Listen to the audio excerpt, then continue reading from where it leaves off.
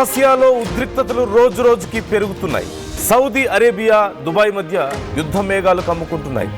యెమన్లో వేర్పాటు వాదంపై చెలరేగిన వివాదం మరొకసారి పెరిగి పెద్దదవుతోంది. యెమన్, దుబాయ్పై సౌదీ భీకర దాడులకు పాల్పడుతోంది. ముకల్లా రేవుపై దాడుల తర్వాత అతిపెద్ద దాడి మరొకసారి జరిగింది. శుక్రవారం హద్రమౌత్పై సౌదీ బలగాలు విరుచుకుపడ్డాయి. సౌదీకి మద్దతుగా రంగంలోకి నేషనల్ షీల్డ్ ఫోర్సెస్ కూడా దిగాయి. యెమన్లో అంతర్యుద్ధంతో మరొకసారి సంక్షోభం దిశగా ఆ ప్రాంతాలు వెళ్తున్నట్లుగా కనిపిస్తోంది. వరుస దాడులకు సౌదీ పాల్పడడం పట్ల ఇప్పుడు గల్ఫ్ దేశాలు ఆందోళన వ్యక్తం చేస్తున్నాయి.